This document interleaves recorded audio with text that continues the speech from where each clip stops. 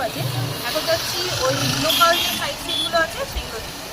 আর দেখো তোমাদের সামনে মানে এই করিডোরে দাঁড়িয়েই সবসময় কথাটা বলি। তা চলো লোকাল সাইট সিন করতে যাচ্ছি, গাড়ি দাঁড়িয়ে আছি। আমি এখন থেকে রেডি হচ্ছি, রেডি হতেই আমার সময় চলে গেল, অ্যাকচুয়ালি শুয়েছিলাম। আর আজকে আমি আমার ভিডিওতে তোমাদের পুরীর 3টে লোকাল সাইট সিন দেখাবো। 3টে লোকাল সাইট সিন বলতে 3টে মন্দির দেখাবো। তা প্রথমে তোমাদের আগে বলবো যে তোমরা যদি এই লোকাল সাইট সিন করতে যাও পুরীতে এসে, তাহলে একটা টোটো ভাড়া করে নেবে। টোটো মোটামুটি 3টে জায়গা দেখাবে, 550 টাকা নেবে, সেটা সিজন অনুযায়ী। আর যদি 10খানা জায়গা দেখতে যাও তাহলে সেটা 700 থেকে 800 টাকা নেবে, সেটাও সিজন অনুযায়ী। তা আমরা এখন বেরিয়ে গেছি সেই 3টে জায়গার উদ্দেশ্যে। প্রথমে তো টোটো ভাড়া করে নিয়েছি, আর এই টোটোটা কিন্তু যাবে হলো আমাদের যে স্বর্গদ্বার জায়গাটা আছে সেখান থেকে মেরিন ড্রাইভ রোড ধরে সোজা চলে যাবে। মোটামুটি 5 মিনিট গেলে এই মন্দিরটা, এটা হলো আমরা প্রথম দেখেছি। এটা হলো একদম সি বিচের পাশেই। আর এই মন্দিরটা খুবই সুন্দর একটা মন্দির এবং অনেক দিনের পুরনো একটা মন্দির, মা বিপত্তারিণীর মন্দির। আর এই মন্দিরের চারপাশে দেখো পুরো হোটেল রয়েছে, বড় বড় হোটেল, তার মাঝখানে এই ছোট্ট একটা মন্দির। আর মন্দিরটা না ভেতরের দিকে ঢুকলেই বুঝতে পারবে খুবই সুন্দর এবং খুব ভক্তিভরে মন্দিরটা বানানো হয়েছে। ভেতরটা খুবই ভালো লাগলো। আর চলো তাহলে মন্দিরের ভেতরে গিয়ে তোমাদেরকে দেখাই মন্দিরটা কীরকম টাইপের। এই যে এখানে দেখো পুরো বিপত্তারিণী মন্দির লেখাই আছে, আর তার সাথে লেখা আছে চণ্ডী বাড়ি। দেখো, আর এখানে আমি দেখেছি প্রত্যেক কটা মন্দিরেই দেখেছি যে একটা ঠাকুরের উদ্দেশ্যে মন্দির তৈরি হলেও অনেকগুলো করে ঠাকুর কিন্তু রয়েছে। এখানে দেখো মা বিপত্তারিণী রয়েছে, আর তার পাশে জগন্নাথ দেবকেও রাখা হয়েছে, আর তার পাশে এদিকে দেখো গণেশ ঠাকুরকেও কিন্তু রাখা হয়েছে। আর এই মন্দিরটা আমার খুব ভালো লেগেছে, তাই তোমাদের বলছি একবার হলেও মন্দিরটা কিন্তু ঘুরে এসো। এরপরে আমরা চলে যাব গুপ্ত বৃন্দাবনে।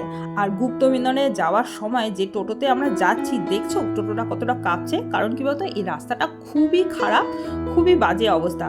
আমরা মোটামুটি সি বিচ থেকে গুপ্ত বৃন্দাবন 4.5 কিলোমিটার অবধি যাব। আর এই 4.5 কিলোমিটার যেতে হয়তো 10 থেকে 15 মিনিট সময় লাগবে, কিন্তু রাস্তাটা কিন্তু খুবই খারাপ।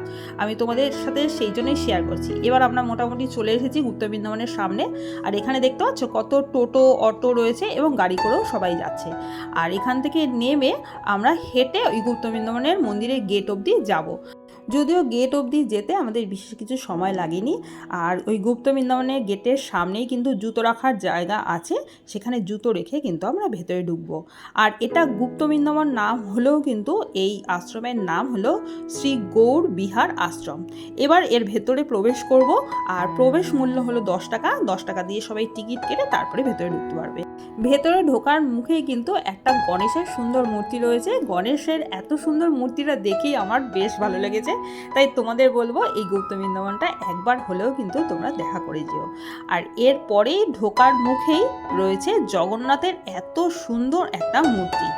আর এই মূর্তিটা সত্যি দেখে মনে হচ্ছে জগন্নাথ একদম রাজার মতো বসে আছে। আর এই মূর্তির সামনে কিন্তু অনেকে ফটো তুলে নিয়েছে। এরপরে আসছি এই একটা মন্দিরে, মানে গুপ্ত বৃন্দাবনের ভেতরেই একটা মন্দির রয়েছে, যেটা বৃন্দাবনের সমস্ত কিছু এইখানে তুলে ধরা হয়েছে।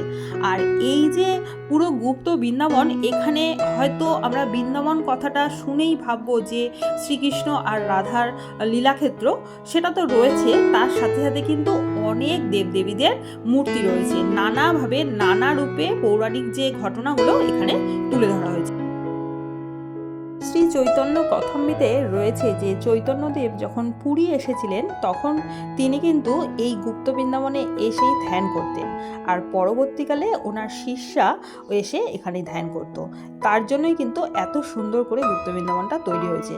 হয়তো কয়েক বছর আগে পর্যন্ত আমরা এই গুপ্ত বৃন্দাবনের নাম কোনোদিনই শুনিনি, কিন্তু এখন পুরীতে গেলে কিন্তু গুপ্ত বৃন্দাবনের নাম শোনাও যায় এবং অনেক দর্শনার্থী সেখানে যায়ও।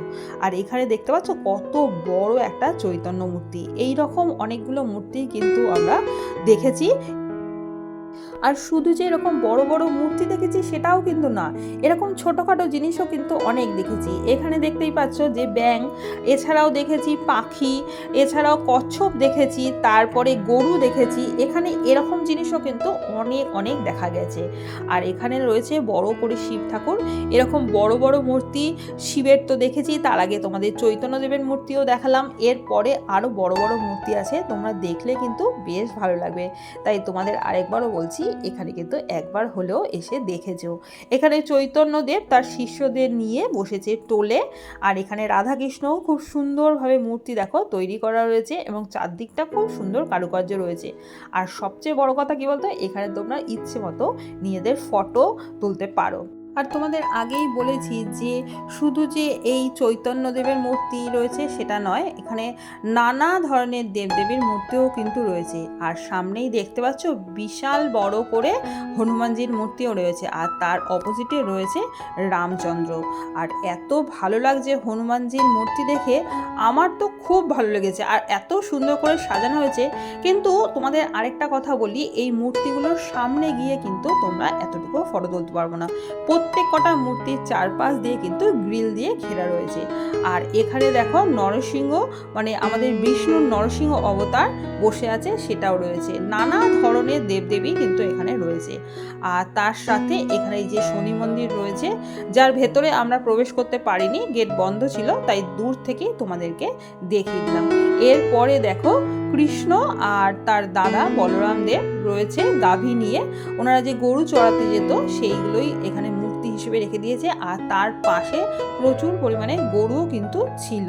তোমাদের বললাম না যে অন্য জিনিসও বেশ অনেক ধরনের ছিল। এরপরে আমরা এই গৌরবিহার মন্দির থেকে বেরিয়ে আসবো। এরপরে আমরা যাব ওমকারেশ্বর মন্দিরে, সেটা একটা শিবের মন্দির।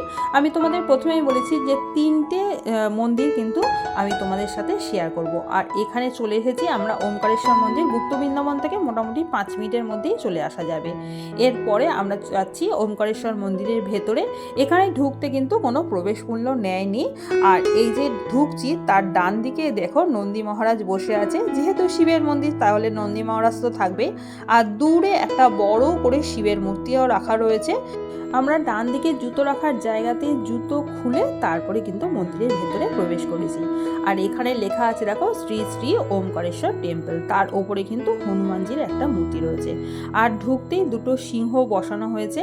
আর মন্দিরের ভেতরে ঢুকে বাঁদিকে এই একটা ছোট মন্দির রয়েছে। এই যে মন্দিরটা আমি বলছি যে শিবের মন্দির, এখানে বিশেষত্ব রয়েছে মোটামুটি 108খানা শিবলিঙ্গ রয়েছে। সেটা তো তোমাদের সাথে শেয়ার করবই। মন্দিরটা পুরো দেখিয়ে নিই, তারপরে যখন শিবলিঙ্গগুলো আসবে সেইগুলো তোমাদের সাথে শেয়ার করব। আর মন্দিরটার ভেতরে কিন্তু এরকম ছোট ছোট অনেক মন্দির রয়েছে। আগেই তোমাদের দেখালাম একটা ছোট মন্দির রয়েছে, এরপরে চলে আসলাম এখানে একটা মন্দির রয়েছে। সেই মন্দিরের গেট যদিও খোলা ছিল না, তার জন্য আমি ভেতরে প্রবেশ করতে পারিনি, কিন্তু এই মন্দিরের চারপাশ দিয়ে একবার প্রদক্ষিণ করে নেবে তোমরা। আর এই মন্দিরের পাশ দিয়ে যখন যাচ্ছি তখন সুন্দর করে কারুকার্য করা রয়েছে। দেখো মন্দিরের গায়ে এত সুন্দর কারুকার্য রয়েছে যে চোখ ধাঁধিয়ে যাচ্ছে। তারপরেই চলে আসছে মন্দিরের সোজা, এখানে দেখো রাম সীতার মূর্তি রয়েছে, তার সাথে লক্ষ্মণ আর ভরতও রয়েছে।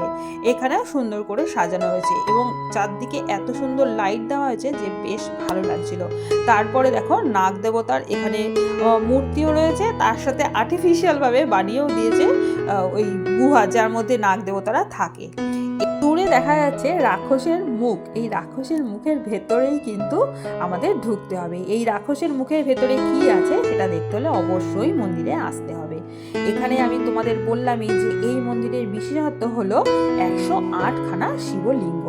আর এই শিবলিঙ্গগুলো দেখো প্রত্যেকটা শিবলিঙ্গের পাশেই কিন্তু নাম লেখা রয়েছে।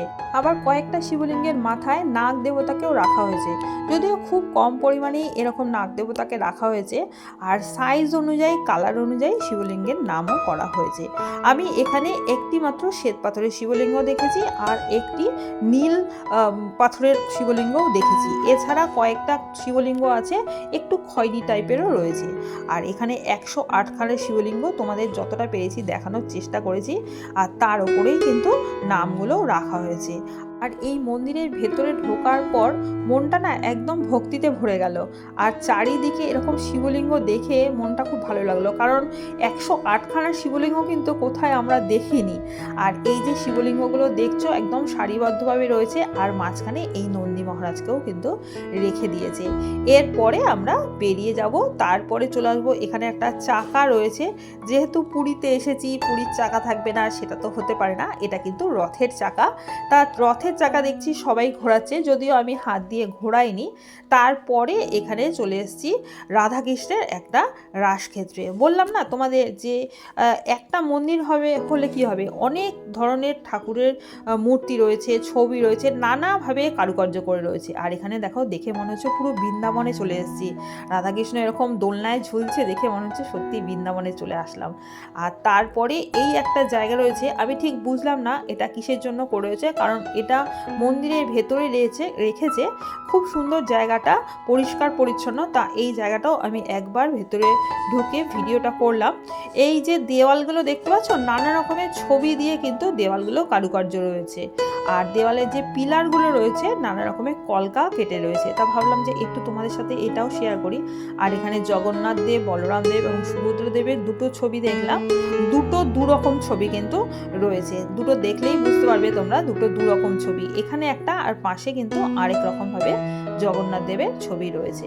তা এই জায়গাটাও একটু ঘুরে দেখে তারপরে আমরা বেরিয়ে চলে আসলাম। মন্দিরের ভেতরে একটা জায়গায় এইরকম অনেক ধরনের পাখি কিন্তু রাখা হয়েছে। আর হাজবেন্ড দাঁড়িয়ে দেখছিল, তা আমিও একটুখানি ভিডিও করে নিলাম।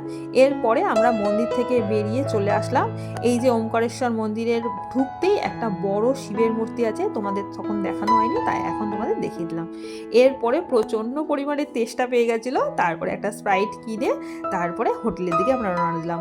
এবার এই যে রাস্তাটা দিয়ে যাচ্ছি, এই রাস্তাটিতে যাওয়ার সময় আমার খুবই ভালো লাগছিল, কারণ রাস্তার মধ্যে সারা রাস্তায় সুন্দর করে গাছ দিয়ে সাজানো রয়েছে।